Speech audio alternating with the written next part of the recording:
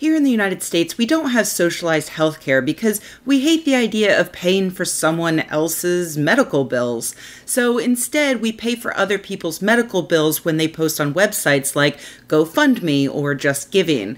Somehow, it's just not fun unless you know the person involved is about to die or go bankrupt, or both. Unfortunately, other countries with more sensible healthcare opportunities aren't immune from desperate people posting on crowdfunding sites with medical expenses.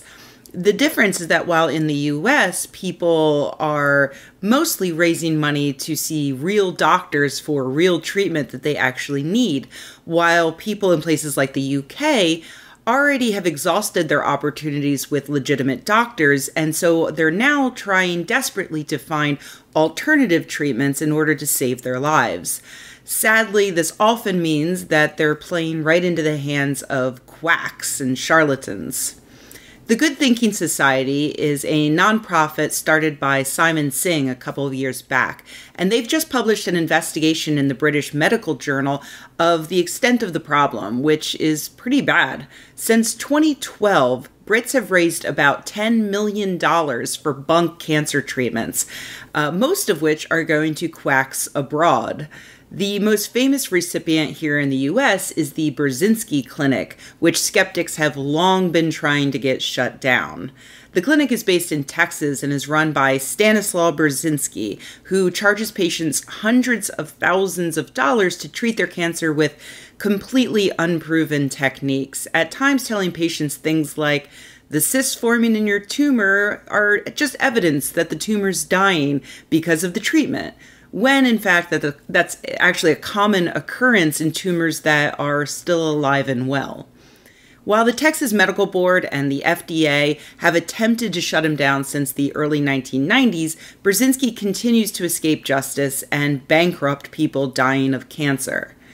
Edzard Ernst points out that crowdfunding sites don't have they do have standards. They don't allow things like people raising money for terrorism, is the example he uses, which is a little over the top, but does make the point. They have some standards. So he says that they should be doing a better job to crack down on this kind of quackery.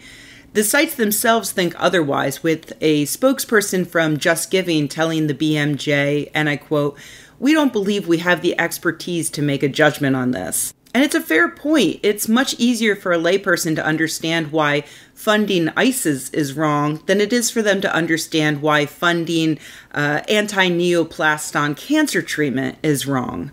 Not only is the medical terminology tough, but it's hard to tell someone with cancer that they can't raise money because you and your platform don't believe the treatment they want is going to be effective.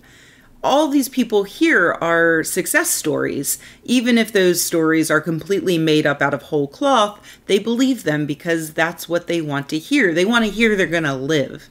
And incredibly, the BMJ spoke with someone who did get ripped off by a cancer quack and who still doesn't regret it, even though they now realize, it sounds like they realize that it was bogus. Sarah Thorpe raised money to help her dying sister be treated with things like coffee enemas at a clinic in Mexico. She spent $21,000 on 3 weeks of treatment before they realized it was a con and left. Sorry, I mean before they became disillusioned and left. And her sister died within the year. But she still says that the clinic gave her sister hope, which is what she needed to keep going after the NHS told her she was done for. That's actually really relatable because the medical establishment in any country can sometimes feel depersonalized and cruel. Sometimes doctors are overworked and unable to spend time with patients. Sometimes they miss things, and sometimes, especially with women and minorities, they dismiss concerns as hysteria and exaggeration. So much of this problem can be fixed by fixing our healthcare system, and it's incredibly troubling to see a place that already has way better healthcare than we have here in the United States, but they're still facing some of the same problems we have. It's better there, but it still has a long way to go. And that's what I think the solution is. Sure, let's try to get sites like GoFundMe to weed out people who are being taken advantage of by these types of obvious con artists and quacks. But at the same time, we have to build a better healthcare system that allows patients to feel truly heard and to feel like people instead of customers or damaged products. Hope and comfort shouldn't cost tens of thousands or even hundreds of thousands of dollars. They should come free with all of the other services.